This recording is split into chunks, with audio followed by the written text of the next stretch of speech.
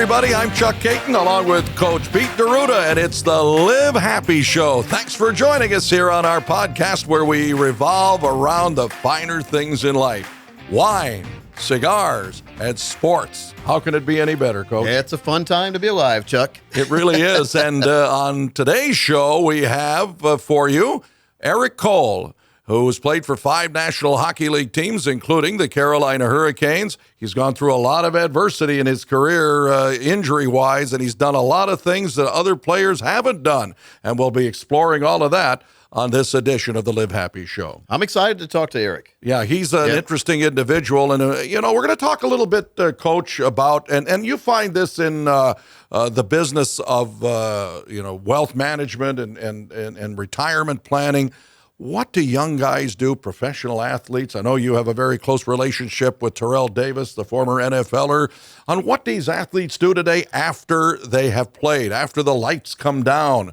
And we'll be discussing that with Erik Cole, too, because injuries have curtailed his career.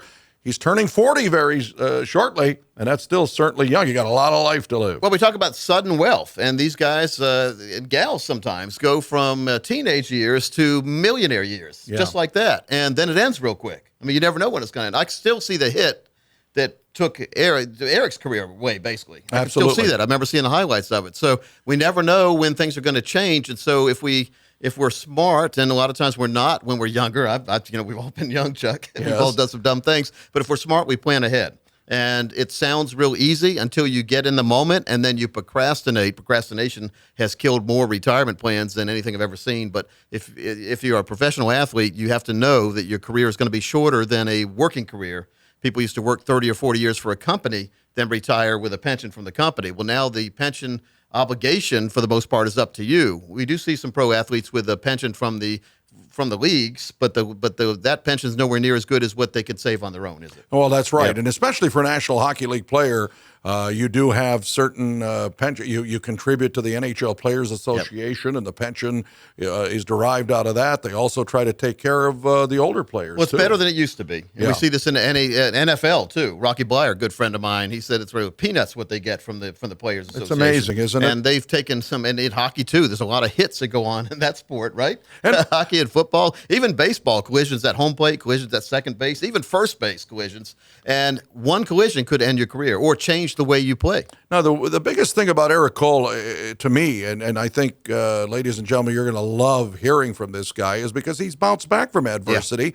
And he is kind of in that transition time where he's an American from Oswego, New York.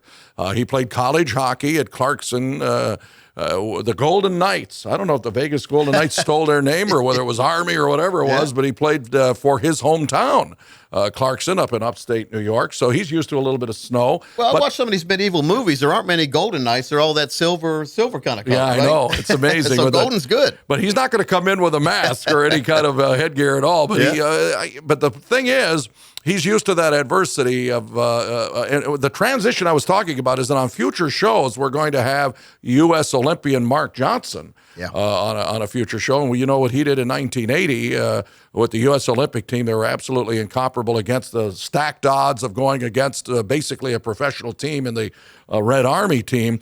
But that's the same thing with Erik. He's a product of that 80 Olympic team. I mean, he was a 4th-round pick back in 1998.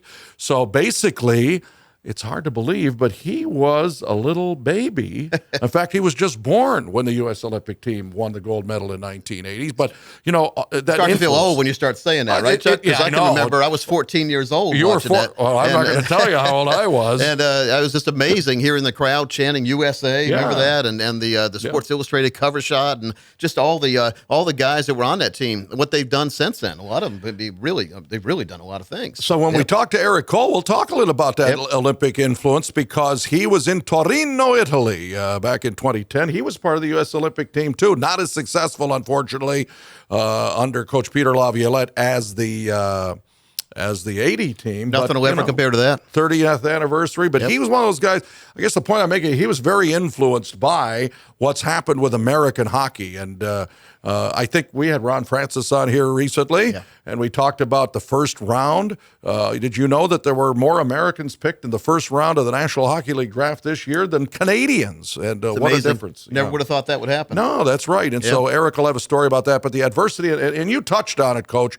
was the injury in March of 2006. The Carolina Hurricanes were going through the NHL, running roughshod. They ended up with 52 wins that season, but with about a month left in the season, he was hit from behind by Pittsburgh defenseman Brooks Orpik at the time, head first into the boards, and sustained a debilitating injury that he will discuss on this program later.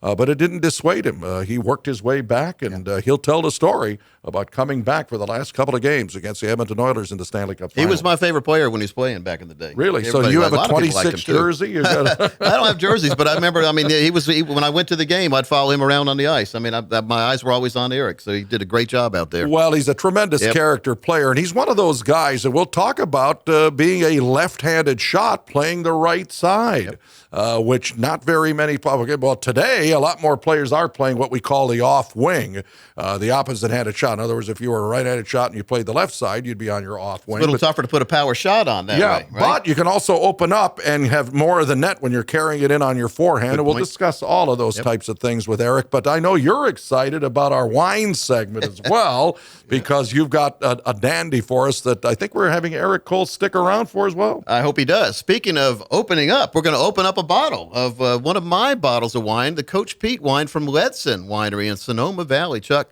Ledson is a castle winery. It is a gigantic house that was built.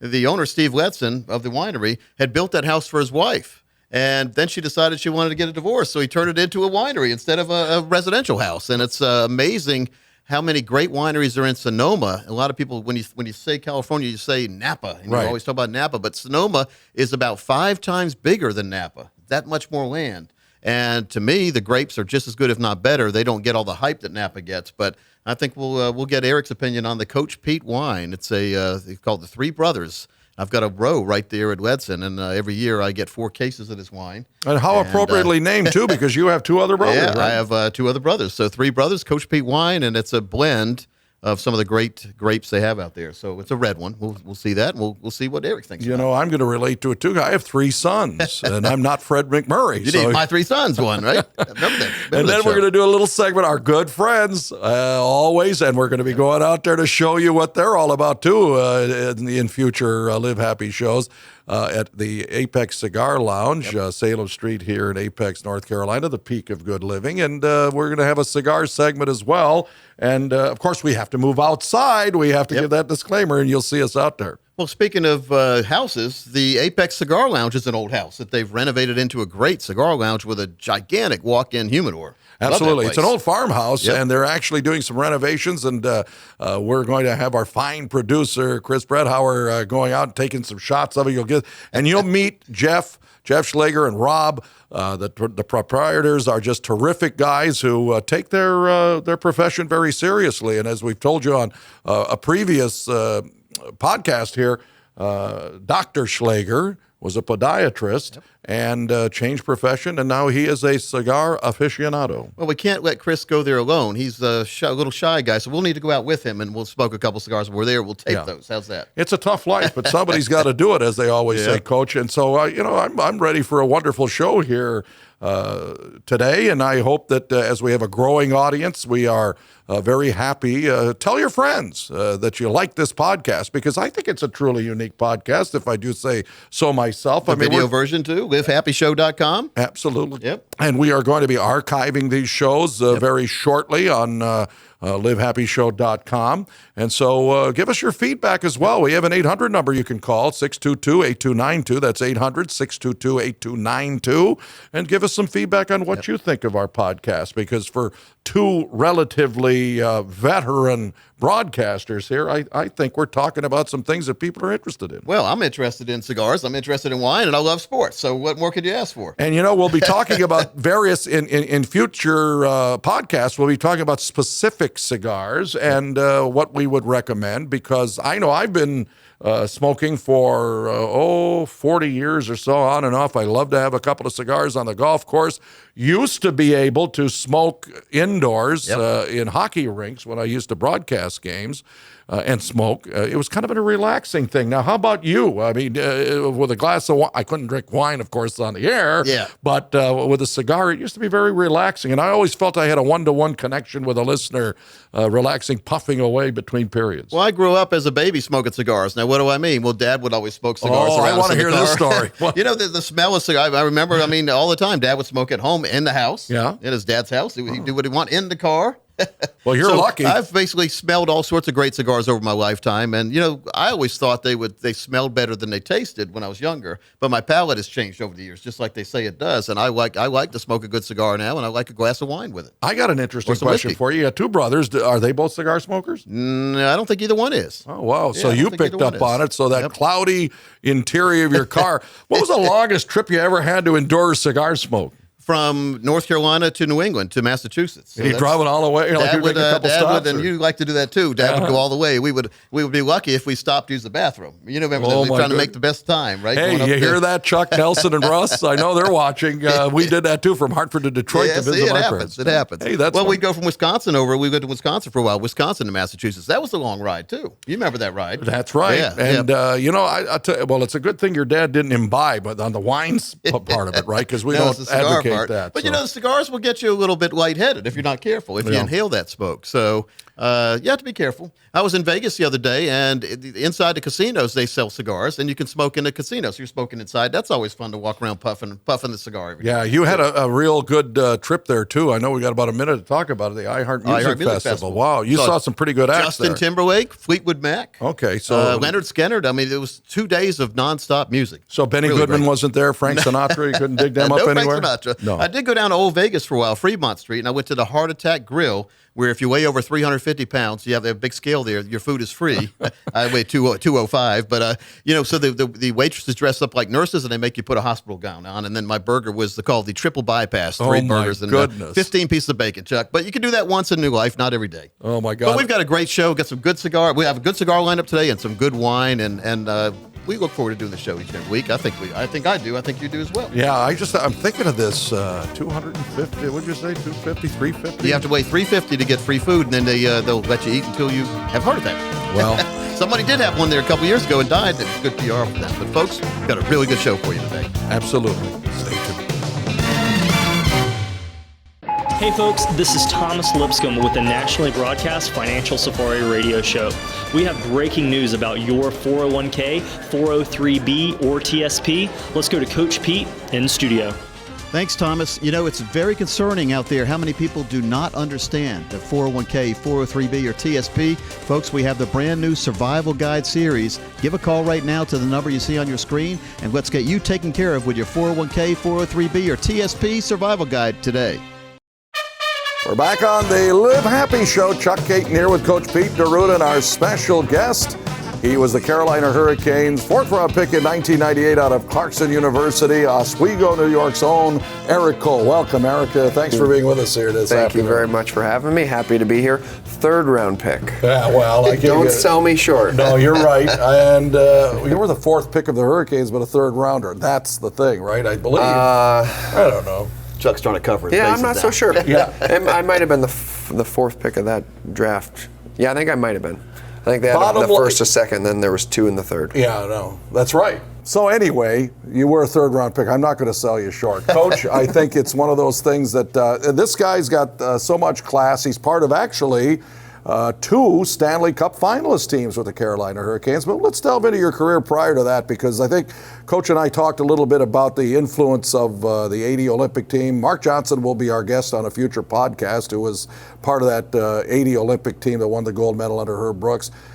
But now I did the math, and Erik's going to be turning a very special age. It's, I guess, the age of 40. And come to think of it, you probably don't remember anything about that gold medal year, but I'm sure American hockey players like yourself were influenced by it. Well, I was fortunate enough to grow up in Oswego, New York, and I actually got to play in the 1980 Olympic arena as an 11-year-old kid, 12 years old, all the way up through. My brother went to the hockey school at Northwood Prep, the Can-Am program. I think I'm going to send my son Landon there next summer with a buddy of his. I played one of my best college games in that building. It was the most fun atmosphere I'd played in to that date. It was a championship game for our ECAC tournament title, and it was against our rivalry. Our rival team, St. Lawrence University, which only 10 miles separate the two schools in northern New York between Potsdam and Canton. So it was just the most amazing atmosphere to be in that building and just know the history of it. Yeah, standing room only. And it was just such a great experience. And, one that, not just myself, but that entire group, still something, to this day that when we're together, it's something that we talk about. And actually, it's the 20th anniversary this year. I think they're going to do something special for us up at school. I'm always interested in having three boys myself who played youth hockey in Connecticut primarily, and one of them was a pretty good player, goalie, that went on and he decided to play baseball. I always wondered how you gravitated to the game as a kid. Well, I had an older brother that I really just tried to ride his coattails wherever he went. Unfortunately for him, he always had to drag me along because my mom made him. I remember that feeling. But it was definitely, it was one of those situations where, my brother's friends would, if he's going to play with us, we're not going to take it easy on him. And so a lot of those guys from my brother's group of friends are kind of responsible for teaching me how to be competitive and, learn to, just find a way to get a job done or anything like that. And it would be, football on Sundays in the fall, like behind somebody's house in an open field, street hockey in the summers, and, water polo at somebody's pool, like in between the street hockey games and just things like that. But I grew up playing soccer in the fall, hockey all winter, and baseball not as soon as the snow melted, but for the most part, as soon as the snow melted. 10-game season up there. And we played all summer, and I honestly really enjoyed playing baseball. Loved being at the field, and it was just a lot of fun. And it wasn't until my junior year of high school that I kind of had to focus on just one sport. It was more just because of the commitment I was making to a team that was across the border in Ontario, Gananoque, Ontario. The Gananoque Islanders went and played junior hockey for them on a junior B program as a 16-year-old. And it was 96 miles one way and a lot of windshield time for me and my dad. So that helped Eric then being close to Canada, I think, right? Well, and another thing, too, I think he touched on something that's very important. If you've got a son or daughter playing sports, it's always good to play more than just the one sport. Because the one thing that's a pet peeve of mine, and I think it is for you, and I know Landon doesn't do this, is just play the one sport. You had him into golf a little bit, you have him in other things, because I don't think kids should have to play one sport year round. Yeah, it's actually, studies have shown that as far as injuries go, further on in their development, they're likely less injury prone if they've played other sports rather than things being so just singular in terms of their development and muscles and just different movements and controlling their bodies and things like that.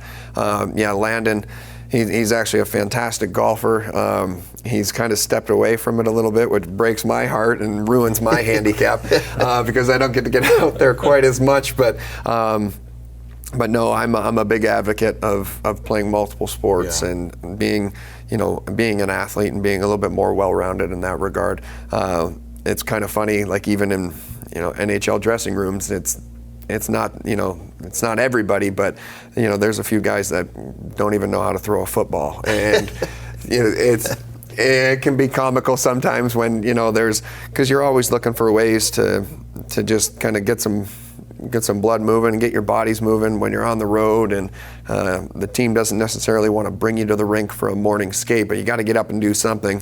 I mean, I think one year we played dodgeball with everyone balled up their socks, and we just do something. Certain guys you didn't want to get hit with their socks. I bet. It's just anything. So. You're just really finding different ways to get everybody going and getting their body movement rather than just continually doing the same thing, because it does get to be a broken record a little bit from time to time. Well, the kids rebel a lot of times if they're pushed. The parents are always pushing them one way or the other, right? Yeah, that's another fear, I guess, that parents should have is, you never want to push your kid a little bit too much to the point where they get to the end of it when, they should be, having the most fun, playing with their friends and competing and, learning, how to compete on a day in, day out basis. And then when it comes time for it to, actually be like a job, or, you want to go to college, and there's a little bit of pressure that comes with that, and they feel like it's been their job for the last 10 years. Burnout. Yeah, you don't want that, because it really can, wear. It can wear on NHLers. It can wear on anybody, and certainly teenagers as well. 14-year NHL career, lots of adversity too from an injury standpoint, and that shows you the character of a guy like Erik Cole. First of all, the positive. Give you a little stat. Penalty shots. They are, certainly in soccer, penalty kicks are commonplace, but penalty shots in hockey are not. And this gentleman is one of only 2 players in National Hockey League history to have had penalty shots in consecutive games. The only other guy, and I know you're not going to be able to... I don't know this one. I know it happened long before my time. Yeah, a couple of years, because we had the lockout in between, because you did it in 2005. Consecutive games. Not only did he have penalty shots in consecutive games against the Buffalo Sabres and the Florida Panthers, both of which were on the road, and you have to get hauled down and once again draw that penalty with the speed that you had, but to have them in consecutive games. And you had 2 against Buffalo, and then the next game against Florida. We were on a road trip, I remember. You had the game-winning goal, actually, in the Buffalo game, 5-3 win.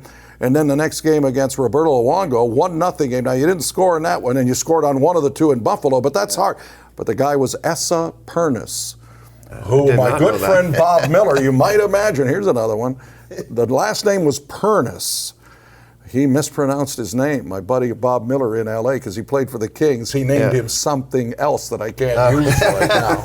But, you're one of only 2 guys, Esa being the other. He's in Finland. I don't know what he's doing now, but it's interesting, though. I mean, that's, the rules doesn't happen all the time. Well, the rules definitely that year played a big factor in it. It was the first year that they had taken out the red line, so we got rid of that 2-line pass. Because it was right after the lockout. Yeah, that had really constricted the flow of the game. Having to always come back and check back and get to the red line, it allowed defensemen to be able to just come in and play you a certain way and bottle you up, and which is a big reason the New Jersey Devils were so successful with their trap game, and it really opened things up when we came back out of that lockout. It was a lot faster, and just being able to have that freedom to open up the ice and play with speed certainly benefited me. I can remember probably each one of those individually. I remember the move that I used on both goalies. It was Marty Biron and Roberto, and it was just it's just a little baby backhand over the glove, just kind of unassuming.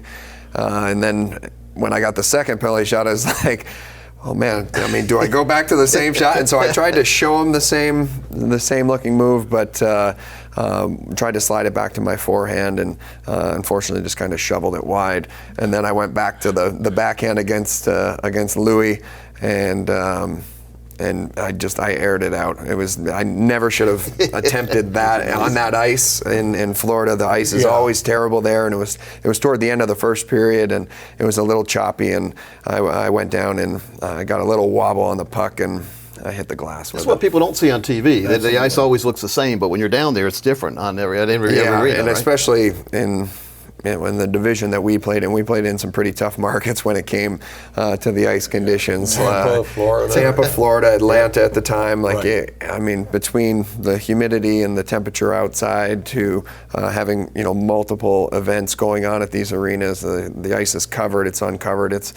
It can be difficult at times. You feel like you're skating in some mud out there, but nevertheless, it was. It was one of those things where it was that whole year was just incredible, and one of the big things that had happened prior to that was the home game against Philadelphia with Eric Stahl's hat trick, and I think it had to have been like an 8-7 shootout or something like that we had just kind of gone back and forth toe-to-toe with them. We had a bunch of really cool moments in that season, and I think a lot of those moments were what gave us all that confidence heading down the stretch and into the playoffs. Well, we're going to continue on. Eric is nice enough to stay with us for the wine segment, Coach, and we will talk more because I know I touched about adversity, the injury you sustained that season. We're going to talk about that and more, and also we'll talk about some of your favorite wines with Coach Pete and me here on the Live Happy Show. And hey, we'll talk about how he connected well with the community too. I think Eric's one of the best as far as people knowing who he is. If you mention your name, they connect you automatically with the Hurricanes. So that's something to be proud of. That's right. And in a market like Raleigh, that is very important. So we'll do so when the Live Happy Show continues. Talk to one of our local experts, and we have a special offer for you on today's show. Call in the next 30 minutes, and we're going to custom design for you an easy-to-understand financial review that will indicate if you're in need of a full-blown financial plan. There's no obligation or cost for this initial review for all callers who have at least $200,000 saved for retirement. If you meet those qualifications, here's what you can expect. First, we'll run a fee report to help you untangle what it's costing you to work with your current planner or advisor. We'll show you how to protect your investments and keep more of your money in your accounts. Next, we'll perform a tax analysis to show you how you could possibly be reducing your taxes and increase your cash flow. And finally, we'll create a customized lifetime income plan using proven strategies and techniques that could turbocharge your retirement income. In short, we'll take the guesswork out of financial planning for you. So, for all callers who call in the next 30 minutes, a comprehensive financial review that we're offering with no obligation. Just call the number below right now. Well, folks, we're back on the Live Happy Show, and this is my favorite segment. We're going to get into some wine, and I just happen to have a couple bottles of wine that I have something to do with. We're going to go over here to Letson Winery in Sonoma, and I talked about this in the first segment. The story of Letson is it's a gigantic castle. Steve Letson had built this for his wife, and then she filed for divorce, so he turned it into a winery. So I benefit from that because it's a beautiful place to go. And he had a deal for some of his wine club members where you could basically purchase a row, and then you get 4 cases every year that he'd private label. So I've got the Coach Pete wine, 3 brothers. I'm one of 3 brothers. I'm the oldest, so I was the one that got blamed all the time when the younger guys got away with stuff. But my younger brothers benefited, like Erik probably did, by hanging around me and my older friends, because we would rough them up. They'd go home crying after a while, and then they'd get tougher, and then they'd start roughing us up, and then we knew we were in trouble, and we stopped playing with them. But we're going to play with some wine now. I've got my trusty foil cutter, and everybody who's ever opened wine knows that you do this. A lot of times when I get lazy, I like that wrist action. Try to open it without that. Yeah, so it's all in the wrist, like Happy Gilmore says. All right, so, which is one of my favorite movies, by the way. I thought it was the hips. Except when all right, that's the hips. I didn't like the Bruins jersey, though. That's right, it is the hips. Let's see if you're paying attention. Man, this is a opener right there, so don't be scared. Nothing's going to happen bad. Here, go, and then we always rewind it. We always test the cork to make sure it doesn't stink. They call that corked wine, and folks, you never want a corked wine. That smells fine. You want to smell that? I don't know. I've got a cold, I guess. You can smell it. Oh, it's wonderful. So I was telling the audience before, my daughter, she's 13 now, but she would go out to eat with my wife and I because we didn't want to have a babysitter, didn't worry about that. So the daughter, she behaved herself well, but we would always let her smell the wine as the cork, and I would hit it when she would do it and get a little pink spot on her nose. So, you're a bad dad. Yeah, I know. A practical joker. So we'll pour a little wine. We'll try it. We'll see. This is a little colder than I usually like it because we've got the wine fridge, but I'd rather have it cooler than too warm. There's nothing worse than having warm wine. Went to an Italian place one time, and it tasted like they had left the wine on top of the oven or something like that. So we don't want that kind of wine. No. So here's to future happiness, and happy birthday early. Wonderful. It's good though, despite the temperature. Actually, it's coming down to room temperature. So nicely. I just brushed my teeth a couple hours earlier, so that's what you want to almost don't want to do that right before you drink wine. But it's a little cooler. Now you're a wine guy. Yep. 50 to 60 degrees, basically, room temperature. Depends on what room you're in, too, because the room we're in now was 92 degrees before we got in here, before we turned the AC on. So I don't think I'd want that kind of room temperature. No. This is one thing, when it came to wines and stuff that you really can, you pick up so much from other guys that you play with and things like that. For me, anytime we were on the road typically and going out for a nice dinner or something like that, I'd always try and go with guys that knew something a little bit about wines and things like that. Ray Whitney, who has a tremendous wine collection, was one of those guys that I learned a lot from. And we had particular bottles that we'd always try and go back to, depending on if we were going out for steaks or if we were going out for a nice big Italian meal or something like that. Well, if you know the taste and you love the combination, why to try something else at that time? Yeah, right? It's good to try with people who know what they've had before. Like if someone's recommending it, then maybe. But just to order from a menu where you're not really sure. Yeah. Sometimes you end up with stuff you really don't like. So. Yeah. Do you like white wine? I'm not as. I'm more favorable to red wines, but you are too, but I don't. But I would say that sometimes in the summer, my wife typically is a white wine drinker, and so sometimes in the summer, a nice like Pinot Grigio or Chardonnay or Sauvignon Blanc can kind of hit the spot a little bit, but I'm not so much.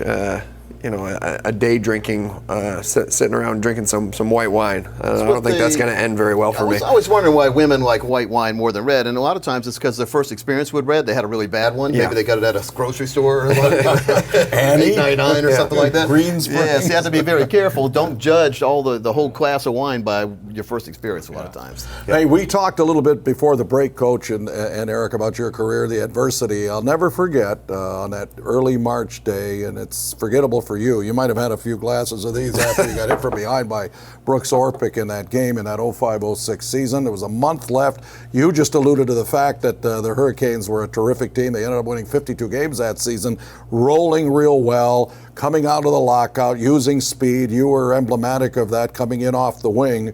And we talked about being a left-handed shot coming off the right side. You played earlier, 2 in the Stanley Cup finals against Detroit with Bates Battaglia and Rod Brindamore, now the coach of the Hurricanes, on the old BBC line. I don't know if you ever watched BBC television or listened to BBC radio, but they coined that phrase with you. But as far as that hit was concerned, did you ever fear that you'd never play again? I don't think that was ever really something that crossed my mind, especially on that first night. I think my focus was just I was just so disappointed, and it was one of the hardest things to. I'm strapped to the board and I'm on a hospital gurney. I still got some of my hockey equipment on, and to hear a doctor come out and tell you that your neck's broken and that you're lucky. You don't feel very lucky in that moment. And the poor nurse she was trying to be so sweet and talk to me. And I have like tears rolling down the side of my face and everything. And she was trying to talk to me and everything. And I was just like, no offense, but I need you to be quiet right now. You're not helping. You're making things worse. She's virtually killing you with kindness. She was trying, and such a sweet lady. It was in a hospital in Pittsburgh, but it was, it's really difficult in those moments. It was a stranger trying to comfort me, and it wasn't helping at all. But I don't think that was ever really. One of the thoughts that crossed my mind. I think for me, I look back at it, and the Olympic experience for me was a lot more disappointing than I expected it to be. I was so excited and blessed to be chosen for that team that year, and in 2006 in Torino, and you referenced Lake Placid, and when I think of the Olympics and I think of the Olympic Village and things like that, it just Torino's an industrial city, and it felt like half the city didn't even know the Olympics were going on. It didn't have the same feel that I was expecting. Mm-hmm. And then with the result that we had, we lost in the quarterfinals against Finland, and it was disappointing. I wanted more, and I think we all expected more, but the bright side of that, I couldn't wait to get back to Carolina. I couldn't wait to get back to what we had going on here, because it was so special, and we knew it was going to be just a great year. We had so many positives going on that year, and especially in January, we had just come off the most winning month in franchise history, set a record for points and wins. We had traded for Doug Waite. We just had so many things moving in the right direction that to come back, and I think it was the third game back from that. I think we played Boston and Florida, and then we went to Pittsburgh for that back-to-back, and I felt like I was playing probably the best hockey of my career at the time, and just felt like whatever I wanted to do on the ice, I was capable of doing it, and then just collectively, as a group, we felt like we were doing just so many great things that I think that was having to miss out on that and not be a part of that was probably the toughest part. Yeah, and the patience you had to show, and Mother Nature had to take its course. You just had to have time to heal. And I'll never forget the Edmonton series in the finals where there was a lot of speculation. We were sitting there at the old Northlands Coliseum, Rexall Place, the house that Gretzky built, and there was speculation that you were coming back. You might tell us a little bit about that backstory, because you did come back for the 6th game of that series against the Oilers. It was a really it was a long process, that whole playoff run, really. Several ups and downs along the way. I think back to how many CT scans I was going in to have, and the radiologist would be like, I don't think it looks very great, and I'd walk out with my day being ruined, and it was just, there was a lot of little things like that. I actually left Buffalo during the conference finals before Game 4 to come back and get a CT scan, because we were hoping that I could return for Game 5 of that series. Didn't happen. Still didn't show enough good healing. Too risky, right? Yeah, and so the doctors said, you know what, that's it. We're going to shut you down. It's with the amount of CT scans I was undergoing and everything, they were starting to worry about my thyroid gland and everything like that. And they're like, that's it. It's over. You're not going to play this season again. And so it was really hard for me to sit there and watch Game 4. Martin Gerber went in, and I think he had a 4-0 shutout in that game. He played unbelievable. Yeah. But then to see how that series played out and to not be a part of it, and then I was actually at the arena the other night, and somebody had referenced the photo with the Prince of Wales trophy where Roddy brought the whole group over, which you see happening sometimes now with some other teams doing that. And I was on the bench, and actually Cam Ward had come over and given me a big hug, and then he had to scoot over to go get into that team photo. And standing there on the bench and seeing that go on was by far the toughest moment I had. Once the games had started, and the fact that I was feeling better, but knew just recently that I wasn't going to be able to be a part of that was pretty tough. But lo and behold, we're sitting there Game 5, and we got a power play in overtime. We're thinking we're going to win this, and we don't. And I thanked Fernando Pisani when I was his teammate in Edmonton. I was just going to say, your buddy Corey Stillman for giving him the puck too on that one, the shorthanded. Because I never would have been able to play in it. And Doug Waite had gotten hurt, and so we were flying back out to Edmonton, and I'm in my usual card game with Brett Hedican and Kevin Adams, and who was our fourth? It might have been Aaron Ward, and so we had to touch down. Actually, I think Jimmy, Mr. Rutherford, and we had to was that the trip that we had to let him out because he had a kidney stone? He had a kidney stone. I think it might not have been that one, but our plane was small enough that we had to at least gas up halfway there. We stopped in Des Moines, Iowa. And so the door opened, and we couldn't get off the plane or anything, but you can get up and move around. And so I went wandering up to the front, and Lavi was on a phone call, so I just grabbed Jeff Daniels and I said, hey Jake, when Lavi gets off the phone, I said, ask him, if Dougie can't go, who's going to replace him? And I just left it at that, and then I just walked back to my seat on the plane. And sure enough, as soon as the plane took off and we got to where we could walk around again, Lavi got up, beelined it right to the back of the plane for me, grabbed me, and we had a little conversation in the galley, and he started asking when my last CT scan was, because I had to have like a month in between from my previous one, and so that kind of got the ball rolling, and Pete Friesen did his best to try and find us a place in Edmonton to get a CT scan. I think we had 3 of them scheduled and 3 of them were canceled, which was pretty frustrating. So it ended up being the day before Game 6. Instead of going to the rink with the team for the practice, they just told the media that I was taking a personal day and wasn't handling everything very well, and just kind of wanted to give me a day to myself. And I went and jumped on a private plane and flew to Denver. It's amazing to get a CAT scan. Just to get a CT scan. Flew there, got it done, got copies of it. They had a file of it that they were trying to get sent back to my doctors at Duke, so he, Dr. Richardson, could get a look at it. I flew back. I didn't get back to the hotel till after midnight that night.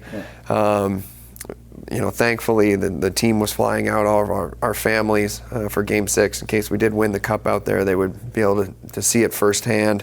And my doctor from Duke jumped on the plane, talked with my family on the plane, and he got out there right about lunchtime for game 6 that morning. It was all smoke and mirrors. We got kicked off the ice. I stayed on the ice just as I would any other time. First one out there, last one off kind of thing through the whole playoffs. And then I got back to the hotel, and the plan was to have lunch and take a little nap and then meet with the doctor prior to going for the game.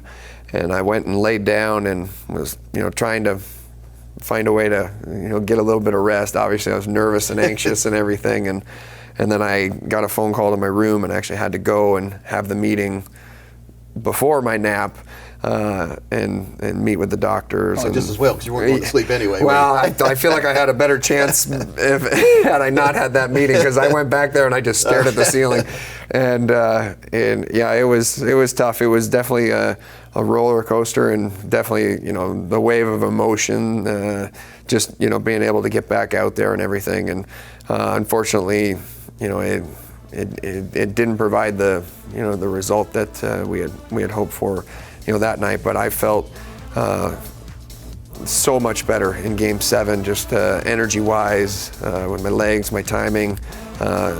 Everything was just takes a while to get back in the flow. Yeah, it was. I mean, it had been a while to jump back in at that point. Things were moving pretty quick out there in Game 6, but I felt a lot better in Game 7, and just so thankful that I was able to be a part of it. Right, the rest is history. Erik Cole, thanks you, and we will drink to that. Yeah. God bless you. Cheers. Thank you. Well, before we leave, I'm going to give Erik one of my bottles of my wine with the Holy Grail here. It's a Bordeaux blend. Really good wine. Oh, yeah. Enjoy it. Very nice. Thank you. Great to have you on. Thanks, Coach. And we'll be back with our cigar segment on the Live Happy Show next. Well, Coach, I want to talk about some of our friends here, because we couldn't do this show without the fine folks at the Apex Cigar Lounge at 1510 North Salem Street in Apex. Jeff and Rob have an old converted farmhouse that they made into a very comfortable cigar lounge. It's incredible. It's a nice place. It's tremendous. And they've got the best of the boutique cigars that you'll find, and all of the big name cigars. Yep. But the atmosphere is great. You can come in and watch sports. You can come in and watch whatever you would like to watch with the camaraderie of others who enjoy fine cigars. What I like about those guys is you can go in and tell them what you're looking for, what you want to have in your mouth, so to speak, and they'll find a cigar perfect for you. Absolutely. Their humidor is second to none, not only in North Carolina, but across the United States. So remember to visit our good friends Jeff and Rob at the Apex Cigar Lounge. They're at 1510 North Salem Street, Apex, North Carolina. The matchmaker between you and the perfect cigar. Well, we're back here on the Live Happy Show. We hope you enjoyed that little segment with Erik Cole. What a courageous guy, because of what he went through with that injury back in 2006. And unfortunately, as he told us, he had to retire. That's probably the toughest thing, Coach Pete. Yep. We're here with Coach Pete DeRuda. I'm Chuck Caton, again, the Live Happy Show. any professional athlete does not want to have his career ended by an injury like that, right? Cut short. Yeah, especially because that kind of injury. He came back. He was really never the same, and he did come back after they won the Stanley Cup. They being the Hurricanes in 2006. He went on to play for a couple of other teams, right? And it's unfortunate because injuries also befell the guy he was traded for. I mean, the Hurricanes traded him to the Edmonton Oilers, and the young defenseman Joni Pitkanen suffered an injury where his heels went into the boards as he was tripped up going back after a loose puck on an icing play, and that ended the Finnish defenseman's career. And he was just a terrific guy. But we hope you enjoyed Erik, and now we're going to talk about one of Erik's favorite little pastimes, and that's the golf course and smoking a cigar. Well, let's talk about a cigar. All right, and he smokes them right there. He is a member of several clubs, and I'm sure he would love this cigar too, because we've got a Nicaraguan cigar that, again, as we mentioned last week, when we talk about certain, looks can be deceiving, as they say. This is a nice little torpedo right here. And it's a torpedo, and it looks like a Maduro, but again, it's a very mild cigar coming from our friends at the Apex Cigar Lounge. At the other end, Chuck, the other end. Okay. See, now I'm missing here because we have this torpedo cut. Yep. So we were in. Help me out here. I mean, see, the coach has more experience on. Like I said, I'm an old school regular cutter, as I mentioned last week. So thanks. There you go. There we go. Are you supposed to use a V cut on that? Well, you did. It's a good job. It comes out pretty nice good, job. I think. So we were in Apex Cigar Lounge the other day, and we tried this with great success. I like the way this came out. What do you think about it? I think so. And you know who turned us on to it is the fine proprietor at Apex Cigar Lounge, and it's Dr. Jeffrey Schlager. He's an interesting story on his own, and he's going to be on this program on future shows, but he's basically a former podiatrist that went into the cigar business. That's a foot doctor, he knows, folks. That's right. And he kicked me right in the butt for saying it probably, but... with his foot, and I had to do an operation on him with my fist. No, actually, and he turned us on to this cigar a couple of days ago, and again, it looks like a Maduro, but it is extremely easy to draw from, and it's a small-looking cigar, but it took me more than an hour to smoke it that day. That's amazing, because it's wound really tight, so it's not gonna go down real quick. It was a really good cigar. It's a very enjoyable cigar. Now tell me this: to me, there's a little flavor to this cigar. It's a really good flavor. I like it. It's a nice, not a sweetness per se, because I'm not really a guy that likes. See, I'm not a dessert eater, and I'm not really into sweet. Like Swisher Sweets or those types of cigars, but I do like this hint of lightness, and the draw is beautiful. Sorry about blowing that smoke into your face. I think it's the wind. Chuck, it doesn't bother me. Okay, not at all. But it's a light cigar, and it's got a tinge of sweetness, but not overly powering that way. But it's mild. It does have a little taste. I can't really put the taste into description, but it's a pleasant taste. Right. Pleasant taste. Now, what's real interesting, and the boys over there at Apex Cigar Lounge told me that you can pair, a lot of people, you talk about pairing wines with dinners, or, like white wine with fish, red wine. And I'm an unconventionalist when it comes to all that stuff, because I'll have a piece of steak and maybe have a white wine, although I prefer red. And I'll have fish or lobster with red wine. But people are starting to pair cigars with craft beers today, which I find very interesting. Well, one of the things that Jeff paired this with, he gave us both a cup of espresso with this, and it went down, or cappuccino. It was like some kind of coffee. Yeah. Remember, we had coffee there. Yeah, he made us this went well with it. It did, and he knows what he's talking about over there at Apex Cigar Lounge, and I've really never even thought about having a coffee and a cigar. I've had a beer and a cigar, and that's why we talk about the craft beers. It was tasty. I'd never tried it before either. But it came out good. It was pleasant. It was a pleasant surprise for me and for you, it sounds like. So, I mean, this is a very good cigar. It's a smaller cigar, but it lasts a long time. It's sort of like the everlasting gobstopper from Willy Wonka. I mean, it's not something that, even though it looks small, it's going to take a while to smoke. It's going to be an enjoyable smoke. And when you get done to the end, we went all the way down to almost the end with that, and it's still tasty, and it is not overpowering like some of those cigars are when you get down towards the end. Now, there were a couple of secrets that Jeff told us, too. And as a longtime cigar smoker, I never really thought of these things, but the way Coach V-cutted this, it's terrific because you can draw through the entire cigar. It's well-rounded and well-wound. And again, Nicaraguan, both filler and also the wrapper. But you can tell a good cigar by how it draws and doesn't get stopped up. And our good friend Ray Arias at Ray's Restaurant, we were there recently. What a great guy. He said, put a toothpick in it. If it gets stopped up, you can tell a good cigar that it draws perfectly. and you don't have it going out a lot, even when it sits for a while. But if you're having drawing and it is lit, he had a little secret. Put a toothpick in the middle of it to open it up a bit. The other night we were with Ray, and Ray said, "I've got a secret for you." And he said, "Give me your cigar." And I gave it to him, and all of a sudden his toothpick appeared out of nowhere, and he stuck it right in my cigar. And you can leave it in there and pull it out. Left it in there. When you pull it out, it really opens up that tunnel there for the smoke to come through. The first thing I asked Ray is, "You didn't have that toothpick in your mouth first, did you?" He said, "No." Yeah, no. But Ray's a great guy, and Ray has a new cigar smoking place over there, doesn't Absolutely. he? Let's give him a little shout out too, because for those of you who live in North Carolina that are watching us here, Ray's at 1130 Buck Jones Road, Raleigh, Cary. I mean, he's got an identity crisis in terms of his location. He's right in the middle because he call it the Raleigh Cary area, right off of Walnut Street. Yep. And it's a wonderful destination restaurant. But the thing is, he's got a new pavilion in there. Wait, do you see that place? A beautiful over courtyard. 3,000 square feet. Wow. 3,000 square feet. It's Outside amazing. fireplaces, smoking area, and non-smoking areas. So if you don't want to smoke, you can still go out there and not smell the smoke. It's And awesome. the nice thing is, we're getting a little cooler weather. We have finally broken.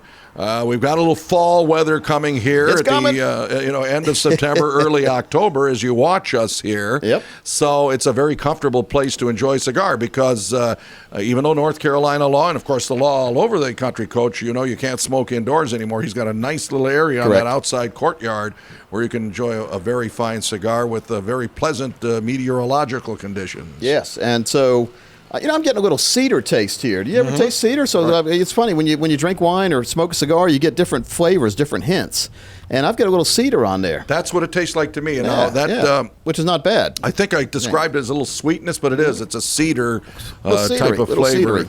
But a lot of people know me know that I like to play a lot of golf, and I like to have a cigar.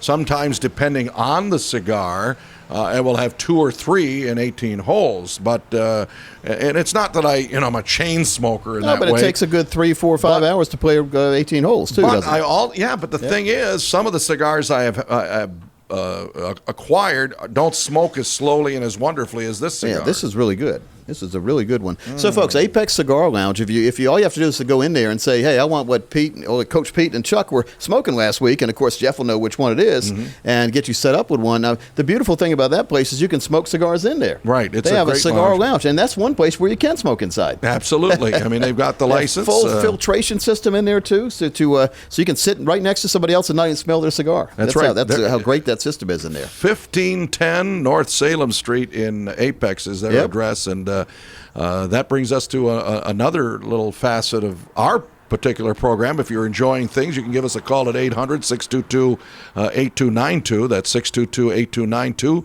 Toll-free call at 800. Give us your feedback on what you think of this program, and also well, if you want to be in a live studio audience, because we have an audience here, they're enjoying it right there. They're all waving to us.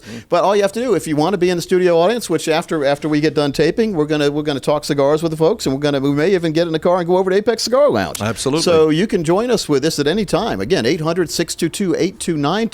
Or go to livehappyshow.com. Let us know what you think, but more importantly, let us know if you want to participate. Absolutely. And of course, we'll be on iTunes and Google Play. And I still can't get over, to look back at some of the guests we have had. If you've missed previous shows, they're archived on our website. Scotty Bowman, Ronnie Francis, and boy, did he ever know his Italian wines. Ron Francis was a pleasure to speak to. Yeah, he was. But again, getting back to cigars, that's going to be part of our modus operandi, so to speak. That's Latin probably. Whatever it is, the dead language they call that. And I think that the nice thing about what we're going to be trying to do is that it's the finer things in life. It's the positiveness. There's so much, and we've talked about this before, Coach. There's so much negativity that we hear in the world, and so much devastation. And unfortunately, our hearts. I still can't get over what happened here in North Carolina with the Hurricane Florence, and the people have been displaced, and the troubles that we have seen for people to try to relocate and get their lives back in order 2 years after Hurricane Matthew. And so we want to be kind of a little bit of a safe haven for those of you who are going through those kinds of difficulties right now. And if we can entertain you for this good hour session here on livehappyshow.com, that is a mission that we want to accomplish and do it dutifully and with a lot of pride. In future shows, we're gonna have a guest smoker on here with us. We're gonna have Marty Hensley, 7-footer, former UNC basketball player. He's a big cigar guy too. Literally and figuratively. Yes, no pun intended. We and him have enjoyed a lot of different evenings over at the Angus Barn in the Meat Walker, where you can smoke in the Meat Walker there. And we've had a lot of good cigars in the fall and spring, especially. Summertime, we've been there too, Chuck. But it's hard to smoke a cigar at 100-degree temperature with 110-degree humidity. But 110%. And he belies, as Coach says, being over 7 feet tall and having played basketball at the University of North Carolina, he belies the fact that smoking stunts your growth. It doesn't happen with him. It didn't stop him from growing. I tell like you, a weed. yeah. But Marty's a good guy, and folks, he wants to join us. He wants to join us for some cigars, and I'm more than happy to help him join us. And if you'd like to join us as a guest smoker sometime, all you have to do is call us at 800-622-8292 or livehappyshow.com.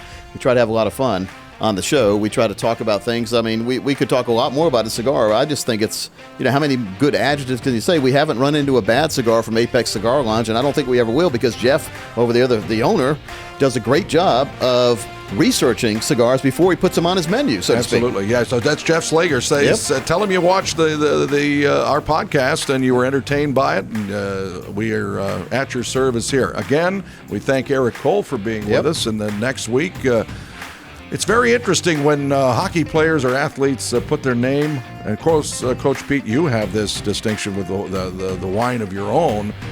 When you put your name on a product and you sell it, this is what Tim Gleason, former Hurricane defenseman, who, by the way, played on the 2010 U.S. Olympic team. We'll talk about that with him. But he also has an endeavor with former Hurricane goaltender, now Chicago Blackhawk Cam Ward. They have a wine called 36, the combination of their two numbers.